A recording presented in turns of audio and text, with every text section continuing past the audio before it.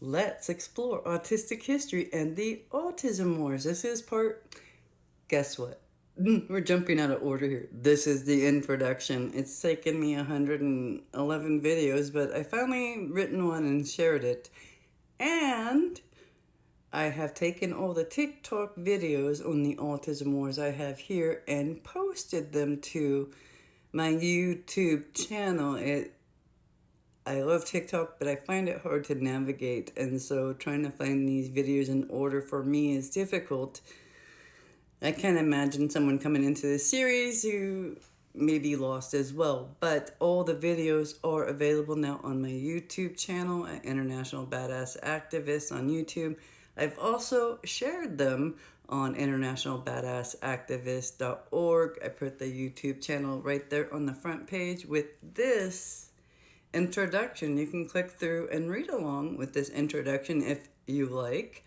And I will continue to post all these TikTok videos to the YouTube channel so they can be found and watched in order, perhaps more easily than on TikTok.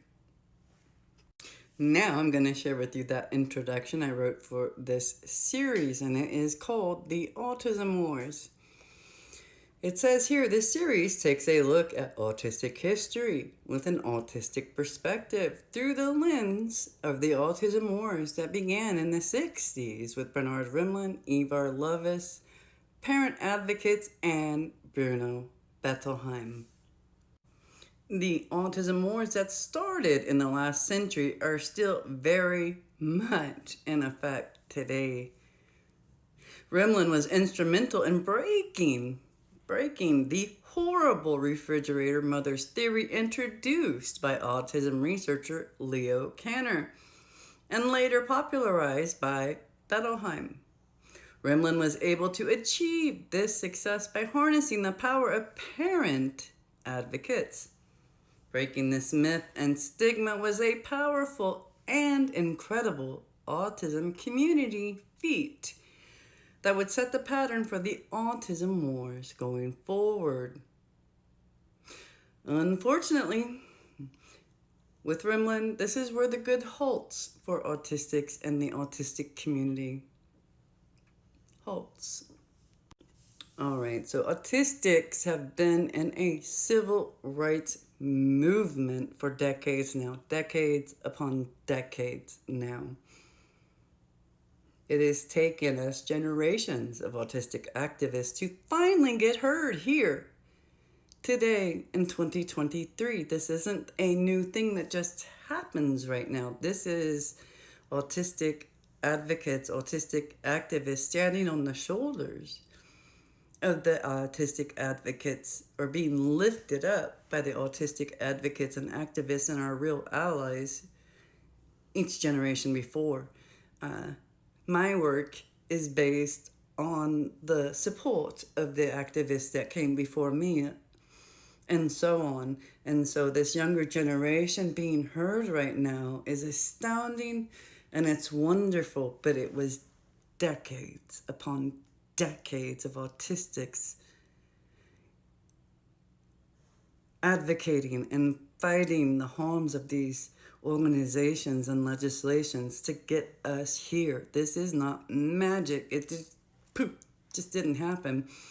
There are so many autistic activists who lived and have died, never seeing the benefits of their work, knowing that they would never see the benefits of their work within their lifetime. Some of us hope that we'll see it within our children's lifetimes. I have since abandoned that hope, and my hope is now for the newer generations, maybe Generation Z, but definitely Generation Alpha, maybe. This will be the last generation that is being flown under this blue banner of normalcy as the goal for us. But anyhow, all right, so autistics have been in a civil rights movement for decades now to fight the misinformation, in big part to fight the misinformation and goals of parent-founded autism organizations and autism health-related businesses. For most of this history, autistic voices have been silenced at every level, including legislation that affects our health care and our lives. While these organizations lobbied for all autistics, they simultaneously fought to keep autistics from being heard and included in a meaningful manner. This series here is created from an archive of public and personal material. Many of the documents and articles being shared in this series can be found on internationalbadassactivist.org or the Internet Archives on the Wayback Machine.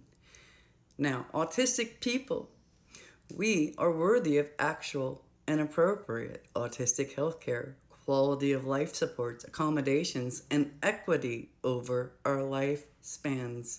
Decades of autism awareness campaigns and autism community advocacy goals have not improved expected outcomes for autistic adults. Autistics are still dying early deaths at an epidemic rate. We are still experiencing severe rates of homelessness, filicide, murder, abuse, incarceration as care, stigma, and lack of access to appropriate medical care and supports. Throughout our lifetimes, autistic children become autistic adults. Ooh. Unless we can find a way to create a brighter future together for these kids, their future is grim.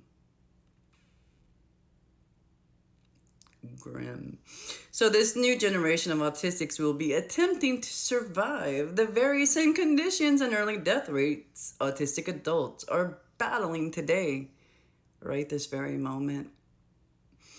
So many parents ask what will happen to their children when they die. Well, the reality of that is already in existence. Just take a look at the statistics for the autistic adult population. You don't have to wonder. The truth is here. It's fucking abysmal.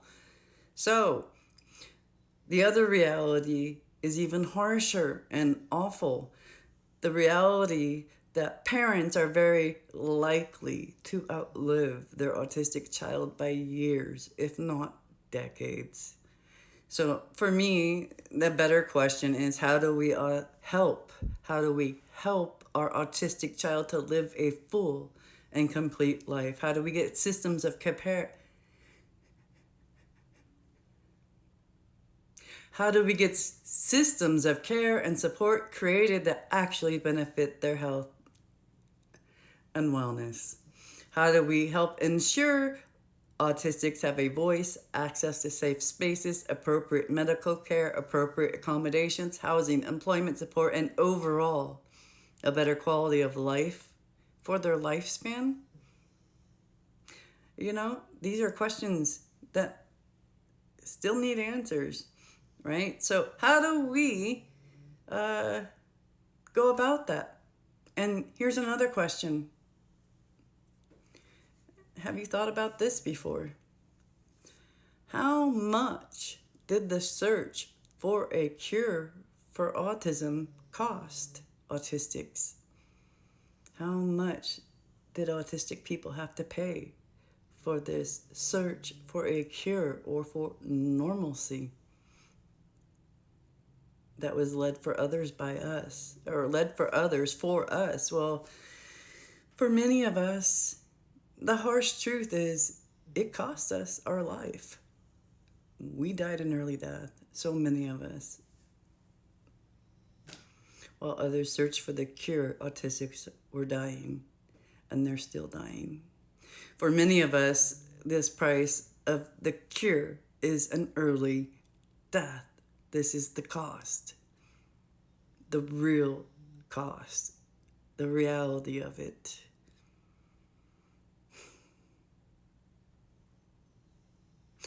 So our early death rates are astronomical. So let's learn from history.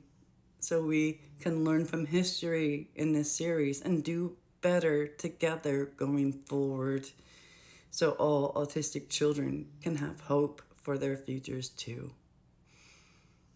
However we are.